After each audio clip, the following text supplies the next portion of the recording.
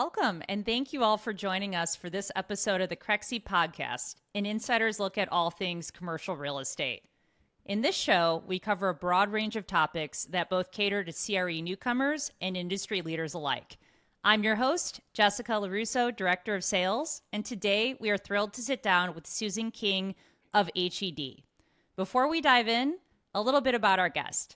Susan is a registered architect and a principal at HED, one of the country's oldest and most prominent architecture and engineering firms, with over 400 staff across the country with revenues in excess of $100 million. With 35 plus years of experience, Susan became the third woman principal at HED in 2007, and she oversees the firm's housing and community work across the Midwest, advocating for attainable housing and green market transformation of the building industry.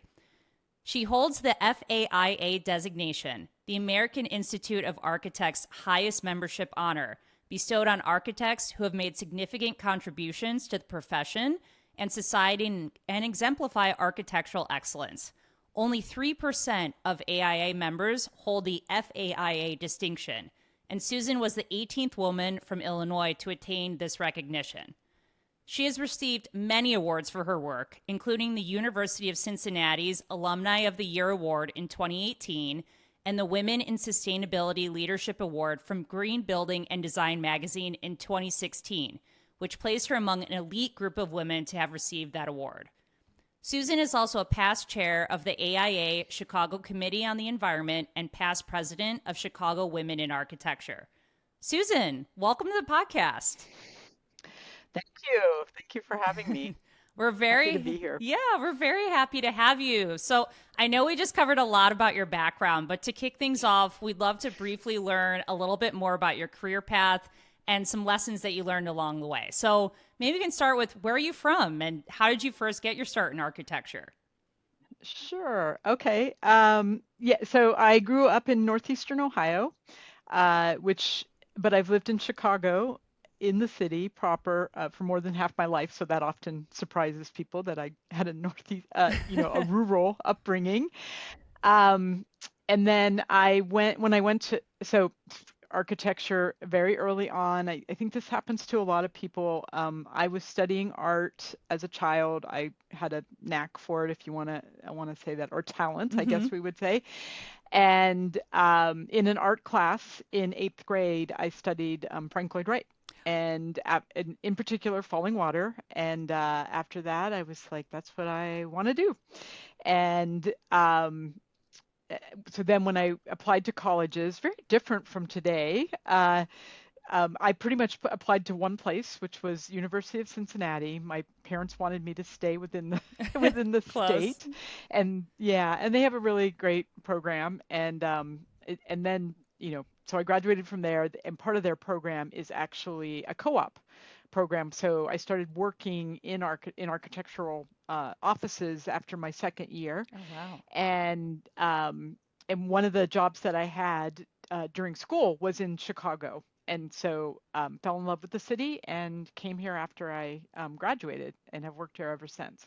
And then if you want me to continue, I'll talk a little bit about the pathway into housing. Yeah, absolutely. I'm also from the Chicagoland area originally, by the way. Okay. Yeah. Okay. So yeah. So I worked in several different firms, both in college and then out of college. And I was actually at a smaller office, about 15, 20 people, when I became a licensed architect. And, it was I actually thought I would be in a medium-sized firm. One of the things that I say surprised me was I also did think I would be an owner. I didn't think I would be a sole proprietor. I thought I would have partners, but I didn't realize I would have 50 partners, which is what I have now. But that aside, when I was with the smaller firm and at the point of which I became a licensed architect, I got good experience there. Smaller projects, not housing at all. And it was during that time that I started to refocus, and I was actually, believe it or not, working on manufacturing facilities. Wow. And a lot of, I call it my other life. but this was, funny, but because it's true or whatever, all of my projects, none of them were in the city of Chicago, and I really wanted to work in the city. Um, and that was not, I would say, if you had told me, when I was graduating from college, I would be working on years out, 8 years out, whatever it was, I never would have believed you. But at any rate, it was a good experience, but it was also a point in my, a very intentional point Mm-hmm. to focus on what I actually really wanted to work on the rest of my life. So, so that said, I did cast a pretty broad net. So Mm-hmm. housing was part of it, and not necessarily single family housing, but apartment buildings, Right. city living, and but I also interviewed at places that did schools. I wanted to be more involved with things that I felt like were in the public realm a Mm-hmm. little bit more. So I got the position that I hold, not the same position, the firm that I'm with today, in to do housing. And that was actually, it was kind of hard to shift at that point because I'd sort of become an expert in Mm-hmm. manufacturing, which I was like, okay, how do I, it was hard to get somebody to sort of take a chance on me, to give me a new new building typology to learn. So I actually, my first project when I came on board as now a project architect back then in the last century, was it was a large senior living independent facility in Calumet City. So just outside of Chicago, but Mm-hmm. still pretty much very urban setting. So that was that project. It was pretty big. It was, I think I already said, it was affordable. It was 181 apartments Wow. on the independent line end of the line, and it was kind of historic because it was funded by HUD, a HUD program, um, and it was the client was actually Catholic Charities, and they had brought two HUD funding applications together to make the 181. And so it was Wow. at the time it was one of the largest projects that HUD had done in so many years. So it That's was quite a significant. project to have your first taste in It the housing side mm-hmm. of things. Did you have Yes. mentor or manager that kind of helped you transition with the transition from Sure. manufacturing over there? Sure, but it was also a lot. It felt a lot like people use the term drinking from a fire hose. It was a little bit like, or the fire hydrant, for Yeah. that first year and even really 2 years, because it was one thing to get the project out the door and permitted. It was another thing then to actually get it built. I'm sure. How So, long did that yeah, project take? I think there was a little a gap from when there typically is in affordable housing, maybe in all projects, but especially in affordable housing, from when you finish and you issue for permit, you're kind of, the major work is done. You're waiting to get the permit and start construction. But the thing that's different from other types of housing is on the affordable side, there's a long period. We often call it the black hole, where we're not really sure what the client's doing stuff, but to get to their financial closing is really, really complicated. And sometimes, there are things that are out of their control, Mm-hmm. but there's can be a gap. So removing that gap, I think, I feel like it was a 2.5, 3 year project, but the construction was at least a year and a half Big project. of that. Wow. Thank you so much for sharing. What a fascinating and wonderful that, can't believe at 10 years old you already knew that's what you wanted to do. That's Yeah, amazing. yeah. Yeah, well, it is, but you hear that story a lot from architects. Like Really? some take a more, not everyone, Mm-hmm. no one's the same, but I feel like there's a lot of people who will say that that's their, they knew it early on. And for me, not just for architect, I didn't realize till later that most people don't know. There's probably more people that don't know what they want to do, especially at a young age. Right. Well, you're in So the heart of it in Chicago, known for some of the most amazing architecture in the world. Love to move more into the present day, right? So that's how you got your start in the sure. world of housing design. But to provide a little bit of context, can you explain HED, the work you're doing there today, and projects you're specializing in now? Sure. Yeah, so HED does a lot of things, Mm-hmm. and we are full service. We have engineering in addition to architecture, but we do have a pretty robust housing and mixed use, we call it now, sector. Mm-hmm. Um, And so I'm a part of that. And, I sit in our Chicago office. So I I guess I have seniority. So I lead that practice for pretty much for the Midwest. We do have offices in Detroit. That's probably the other Midwestern office. Mm-hmm. Then we also have offices a newer office in Dallas and Boston. And then we have a lot of California offices. And so we've grown over the years through really a series of acquisitions. And I guess I just mentioned that because, well, I keep saying we do healthcare, we do other Mm-hmm. things besides housing. And so, our long-term goal as the practice is, of course, to be able to do all sectors everywhere. But right now, where we are at this point in time, I'd say the strongholds for housing are still in Chicago Mm-hmm. and our Los Angeles offices. So we've got a lot of, work in those areas. So the types of work are Mm-hmm. all really broad, from students to seniors, really, and everybody in between. And that and it will include affordable housing, but also market rate. Well, And then me in particular, mm-hmm. my expertise goes way back to that first project. It's affordable, and senior living is still a big part of what we're doing and looking at. Well, thank you. I So. mean, speaking of senior living, can you share with our listeners what are some of the fundamentals of senior housing or older adult only housing that are important for anyone that's trying to invest or operate in the space to understand? Yeah. Okay. Yeah. So senior living as a bucket all by itself is kind of complicated. So I guess I'll start at what the project I mentioned, independent living. Mm-hmm. So if you look at it on a spectrum or on a realm of care, and it has to do with levels of care. Mm-hmm. So um, the the continuum begins with independent. Like it's an age restricted facility, but there's no there might be services and programs and things for the seniors to do, Mm-hmm. but there's no medical care at that level. Got it. And then from there you graduate to I don't know if graduate's the right word, but as you grow older and daily living activities become more challenging, then assisted living would be the next step. Mm-hmm. And that is a regulated, so that's a big difference too. Like Mm-hmm. independent is not regulated by public health departments, but assisted living is.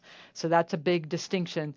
And so it's just another layer, Mm-hmm. of things, especially as an architect, that Right. you have to pay attention to and address. And then, so I'll try to keep it simple. Then you would have skilled nursing, Mm-hmm. which then starts to be more like a hospital-like setting. Then, in between there, Mm-hmm. somewhere between assisted and skilled, is memory care, which Ah. is tough, Mm-hmm. and those facilities tend to be smaller in terms of beds, intentionally, Mm-hmm. because it's almost like group living for people who can't, have very serious short-term memory challenges. Right.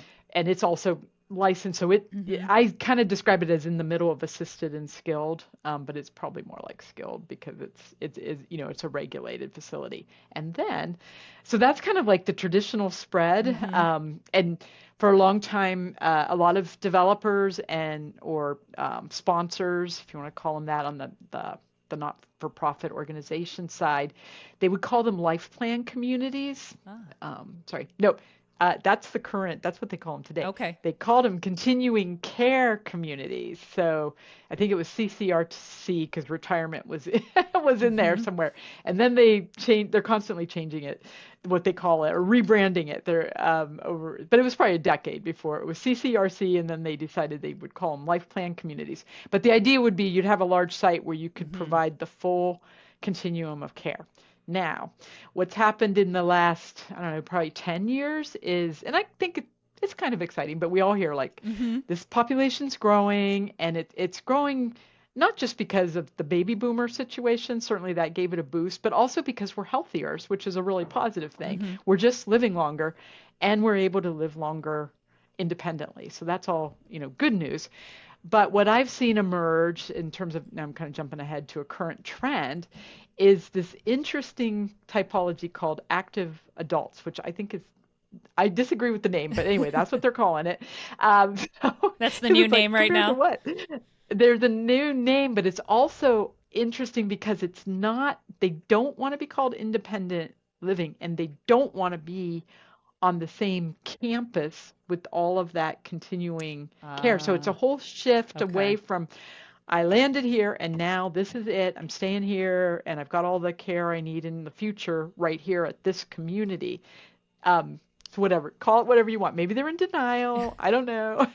But they're not But it accessing that care yet necessarily. they don't, yeah. So these tend to be standalone buildings that don't have the amenity rich stuff that the life plan communities might have. Ah. And so, yeah.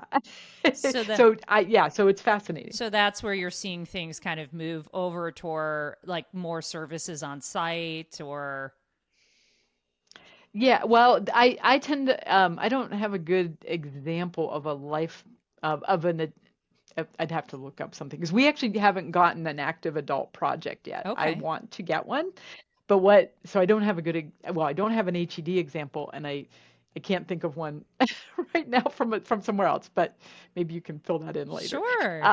Or I can try and find one, find a cool one, because what I'm seeing for the examples that I like that are completed or underway, Mhm. they tend to actually be more urban settings. So downside is land might cost more because it's in a city Mhm. already, but the upside is they're not expecting, these buildings don't have meal programs, for example. So you're not, so that would drive your, you're not doing a full-blown kitchen, you're Right. not doing a lot of real estate to a big dining room, because the active adult wants to be in a setting where they can walk, walkability, they can walk down the street to the restaurant, you know, the neighborhood restaurant. So the site is located in a place where there's walkability, which I think is yeah, That's really it's cool. interesting. That's where I Absolutely. would want to live as a Yeah. senior, They have more So access to amenities and can go off site and not necessarily feel like, they're stuck on a site that's kind of far away from the city or from, everything loved ones, else. everything else. Exactly. Very interesting. Right. So Yeah. what does the current project interest landscape look like for these spaces? Where do you see most stakeholder interest coming from that's driving these new developments? I know you mentioned you're hoping to get one of these as well. Yeah. Yeah. It does seem to be like it's coming from the market rate developers are trying to capture that typology. Hmm. I don't see it as much in the not-for-profit mission based. Though the not-for-profit mission group, and that doesn't necessarily mean affordable, but a lot of them are already, they've been doing it a long time. They're in the life plan community business because they already have a campus. So I'm not Hmm. seeing them, and no one, and I guess it's two different, it's kind of maybe causing a little bit of a division, right? Hmm. Because of what I said earlier, the people who want to live in these places don't want that life plan community model. So, and the people running the life plan community are just trying to keep, and but another part of it is not to say that the life plan community people are going to go whatever out of business or under or anything like that. I think it's just about choices. Hmm. It's like people just, one size doesn't fit all. Not everyone wants to be in I put my roots down here and this is it. I'm done. They want the option to have this other thing as long as they can.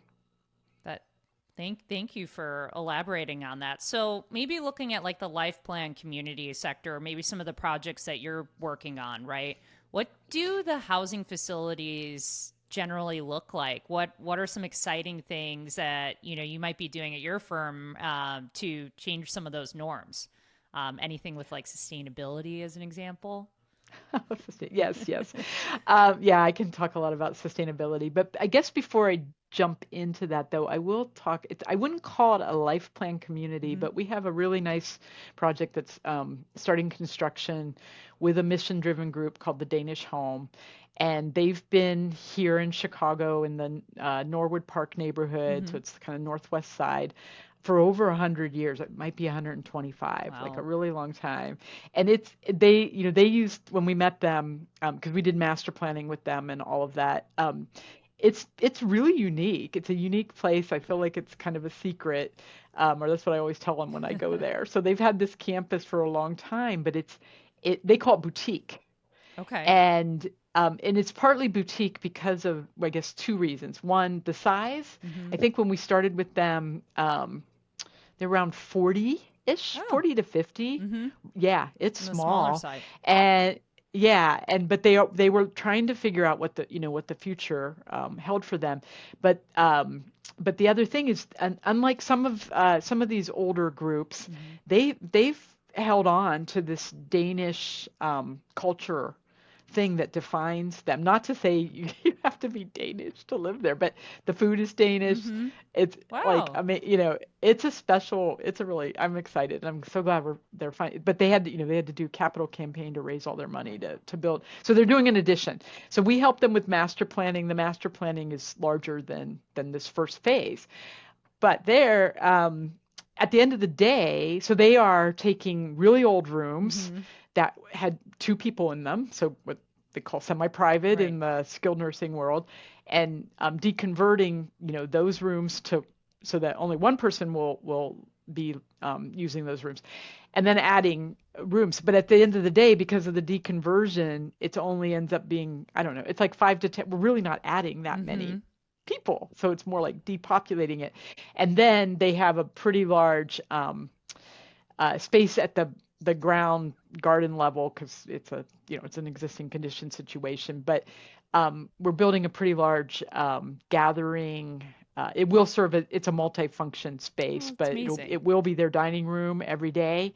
But also they have these amazing community events that right now, because they have an amazing yard, which they're still going to have, because I'm like, we can't screw this up. Right. You need to keep the outdoor space. Right?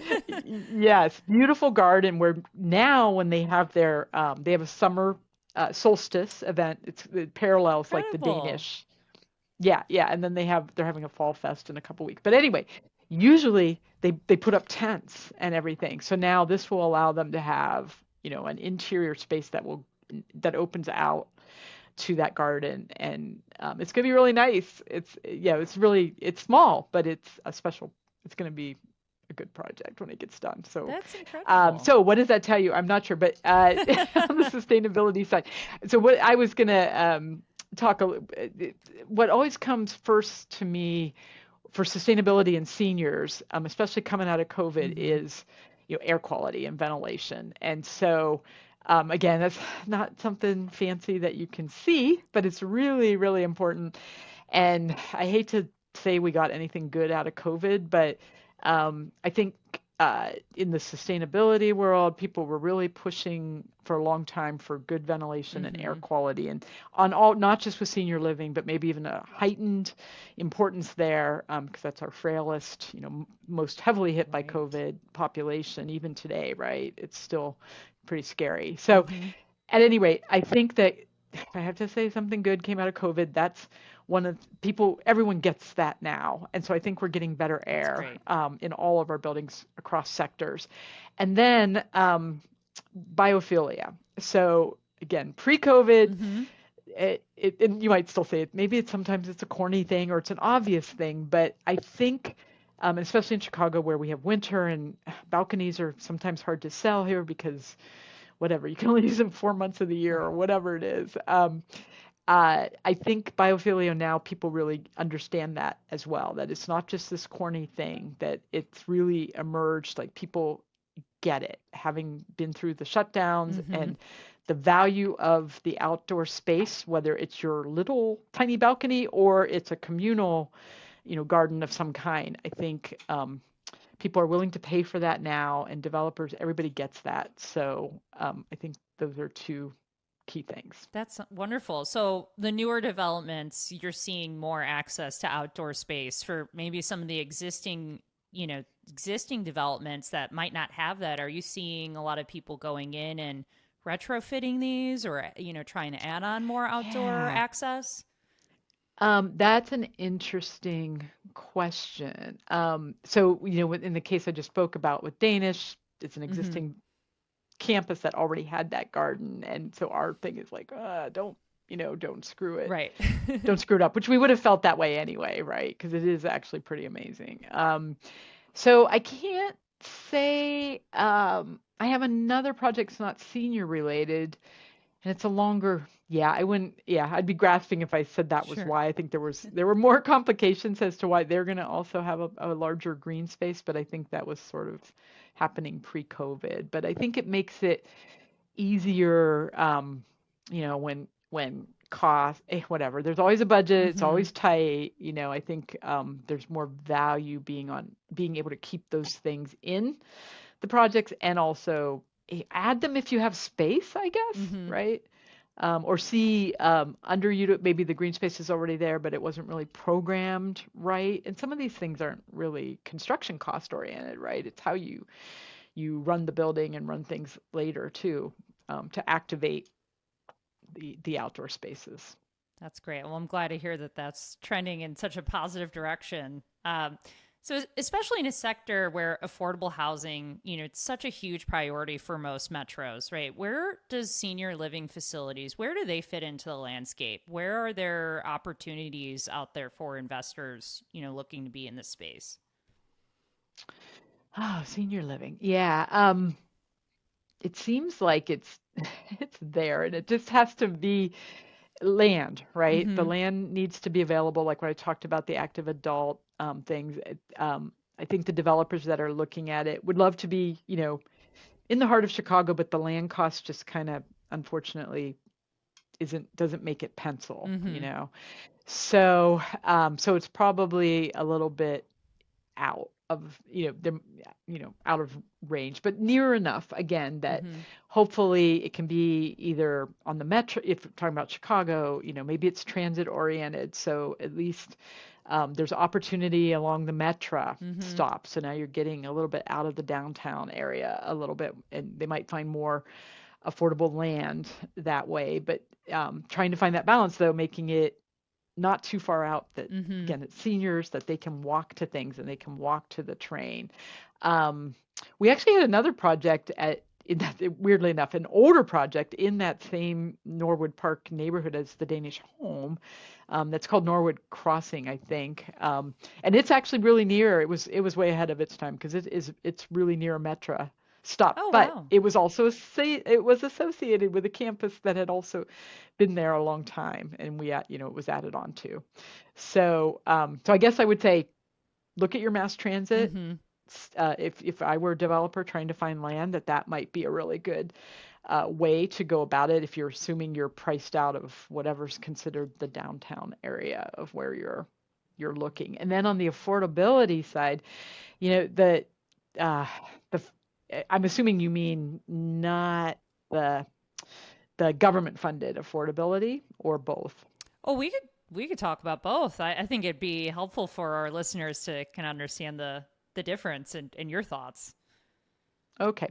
So, okay. So on the affordable side, that project I mentioned in the beginning, my first affordable housing project, Mm-hmm. it's kind of sad. We did a lot of work under that government program called HUD 202. Mm-hmm. And unfortunately, it's not a funded program anymore. And my understanding of it, is that it was kind of an accident that it became unfunded. And this goes way back Wow. to Obama, under Obama, and I guess they were focusing on other things, and it slipped one year, and then I'm oversimplifying the situation, but like in terms of the budget, Mm-hmm. it was not funded one year, and everyone thought, don't worry, we'll get it back. Well, it never came back, and I want to say this Wow. was 2012, 2013. So that's is sad because at least my understanding now, I am pretty sure, I think you did have to be a not-for-profit Mm-hmm. to take advantage of that, but I think you could also partner with a group to, if you were for profit. I think Mm-hmm. there might have been some way around that. So that is a big missing chunk that never got replaced. And so now today the affordable projects have to compete. So affordable senior, at least in Illinois, kind of has to compete, or probably across the country, with the other affordable housing projects for the same low-income housing tax credit dollars. So Okay. it's really, there's not like, some years it depends state by state, and each QAP kind of focuses on different things. I think sometimes over time, sometimes there's extra points if you're doing senior, but Hmm. it's not a dedicated program. Wow. So it's I think it's a gap Okay. that needs to be filled. Yeah, and then, of course, but then I will always be the first one to say, overall, there's not enough money in our federal budget Hmm. for the housing crisis that we're looking at, not just for senior, but for everybody. And then in Illinois, and then I think Indiana has a similar program for. In Illinois, it's called the SLF, Supportive Living Facility Hmm. Program, and that was a program that provided operation subsidies for affordable assisted living, which is another huge need. Hmm. Again, in Illinois, hugely successful project, a program, totally oversubscribed, and it's licensed, so you need the subsidy and the Hmm. license all to work together. And it doesn't, I don't even know the last time they would open the program, and everybody would have been waiting for years and years, and it would be immediately like Oh, oversubscribed. wow. And yeah, so there's great models out there, but there needs to be money Hmm. to fund the programs. And then I said, I think Indiana has a similar one. Theirs, I think, is called Residential Care Facility, RCF. And so we've had projects in both of those, but nothing going on right now because there's no operating subsidy. I mean, that's what you start. So the developer would apply for the operational Hmm. piece. They would get that. Then they still had to go for the tax credits Wow. for the construction part. Really It's complicated. very, Yeah. very complicated. And thank you for kind of explaining the difference, obviously, between the two sectors. And you mentioned funding, right? In your opinion, how are these assets being affected? What are you seeing in terms, current macroeconomic factors? Like, what are you seeing affect this asset class the most? Maybe outside of funding. Yeah, right, because yeah, the funding will do its cycles and whatever. But Mm-hmm. right now yeah, like I mentioned, we're keen to get an active adult project going, and we've done studies and all of this. But same thing, I think that's affecting all housing. It's the inflation. Everybody's very nervous, Mm-hmm. and so things are taking longer, being put on hold, all of that. So I think that's the biggest thing that's unfortunately slowing us down. Okay. So inflation is number one. What is your Everybody's nervous. Yeah, Yeah. makes sense. I mean, what is your, let's say, your 2024 like short term outlook for the sector, and then maybe your longer term outlook for the sector? Yeah, short term. I guess we're optimistic. We're still hoping we'll get some new market rate things going, but for me, the affordable piece seems relatively solid Mm-hmm. for the next year. I mean, I have things under construction, obviously, that will finish in 2024. I'm kind of focused right now on trying to build what I call my 9% pipeline for next year. Our applications with the state applications are due the beginning of the year, so I need to be doing those, working with developers right Mm-hmm. now on those studies, those feasibility, like they've got land, how many, that whole exercise of like how many units can we get, what size are they, and all of that. So anybody out there who's needs help, give me a call, because I'm trying to build that pipeline, because that's the thing, you have to have like 3 to 5 things applying Right. in order to get, you may only get one funded. So yeah, I'm trying to build that up right now.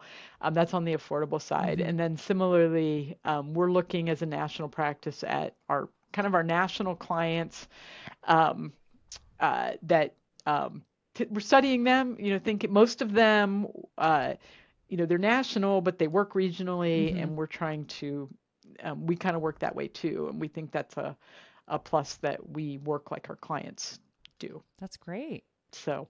So anyway, but we're still hopeful Yeah. for them that they can get these things to pencil, or just be brave and not be afraid of inflation. Right. I don't know what Well, combination. well, kind of piggybacking off So of that, what would you say is the most significant change you've noticed in this space, and what's going to have the most lasting impact in 2024? Is it inflation, or what have you seen? slowing us down. Yeah. Um, yeah, I unfortunately, yeah, I hate to think we're going to have a slow year because of inflation, but or at least a slower year in the market Hmm. rate, and that the affordable housing is going to just kind of keep moving along at its pace, which everyone will say isn't fast enough. The demand is increasing year over year, It's though, right? there. Right. It's there. We just need the financing Mm-hmm. to get in line, or one way or another, whether it's the budget that we Mm-hmm. can't seem to pass, and more more should be going to the housing from the federal government, or we need more creative ways of doing things too. And I don't know that there's so much going on right now in the Mm-hmm. world, right? As we're speaking, there's so much distraction from this that um, yeah, well, who knows? Maybe something really creative that I'm not even thinking about will happen in 2024. It could happen. Very possible. Oh, thank you for that. And given your specialized background and your expertise in this industry, I'm sure our listeners are really curious about some of your answers to a few rapid fire questions. Can I ask you a couple? Okay, sure. All right. We'll start with, if you were given $50 million today and had to start working on an architectural process immediately, what's your ideal project and why? Okay, so project, not process, right? Yeah, Yes, project. yeah. Okay, so yeah, 50 million is a lot of money. It's kind of hard. I know you're probably expecting me to say housing, but um, yeah, maybe. Well, okay, I'll say two totally unrelated things if I can Two say answer, two. of So, course. okay, I'll do housing first, and then we'll throw you for a little loop. So I think I don't know how far it would go, but there's so much talk about 50 million is probably not enough, but prefab and modular, and it's Mm-hmm. been tried and failed, especially in Chicago over the years, and people have invested a lot of money in that. But it does seem like there's an answer there, and I don't know why we can't get it Mm-hmm. to scale. And there was a group in Seattle that did a pretty substantial high-rise building that I think opened during COVID, and I'm forgetting the name of it. And it wasn't senior related, it was market rate.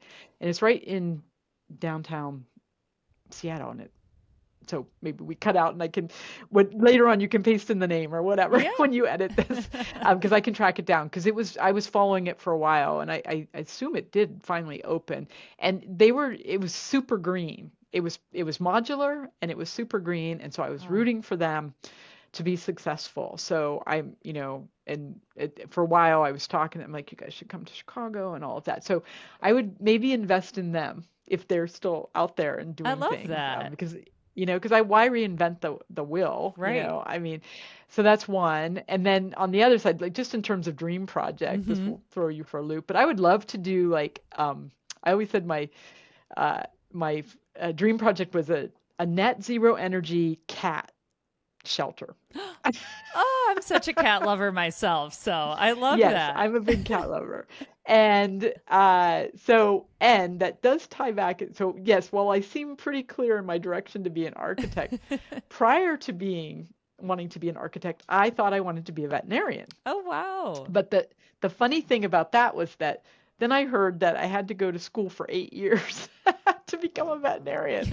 And I was like, screw that, that's too long. But then I ended up going for 6 to be an architect. So I don't know. Oh, that's amazing. Well, I mean, what? There's the Anti-Cruelty Society right there downtown. I don't know how sustainable they are, There but maybe is. there's some partnership to be had.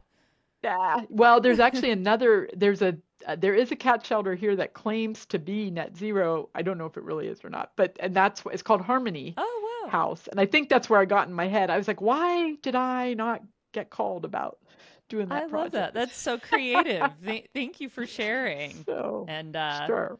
So kind of on that note, right? Where do you find most inspiration for your projects? Could be anything, anyone. Hmm. Yeah. Yeah. Yeah. Wow. That is a hard. Well, I guess I was for many years our national sustainable design leader for the firm, and because of that, I was able to go. I went to Greenbuild many years, the Living Future, uh, their unconference. So I always got a lot of inspiration from my colleagues and seeing what they were doing, touring Mm-hmm. buildings. So, being able to take lessons from other buildings that are built and bring them back into housing, because a lot of times the really super green buildings aren't housing. Right. So I think that it's, over the years, really from my peers, and looking at their work and being inspired by that to think, well, they could do it. We can do it too. I love that. So, Okay, last rapid fire question. What is the most common misconception about your job or industry?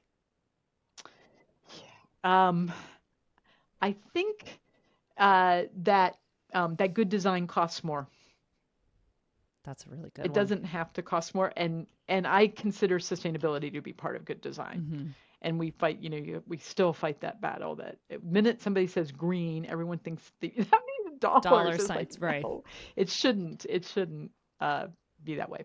So That's a it real. doesn't have to be that way. But it also depends on what your baseline is. Mm-hmm. If you want the lowest if you want the cheapest thing on the shelf, then yeah, Right. the better thing might cost a penny more. Mm-hmm. That's So. really good feedback. Thank you. So, as we wrap up, are there any parting words that you'd like to share with our audience? Um, Not that I can think of, other than repeating what I already No said. problem. Looking for work, looking for Good. Well, call we're about to let everybody know how they can get a hold of you. That's right, Yeah, we right. we really appreciate you Yeah. joining and sharing your insights, of course. So, where can people find you online if they want to get in touch? So I am on LinkedIn, so you can find me there easily, and then also hed.design is our website. Amazing. Amazing. Well, thank you so much to everyone that tuned in today. And thank you again, Susan. If you enjoyed this episode, do not miss out on the next one. Visit go.crexi.com/podcast and sign up to get the next episode delivered straight to your inbox. And of course, you can also subscribe to the Crexi Podcast on your favorite podcast app or check out our YouTube channel for video recordings of each episode. Take care and be sure to tune in next time.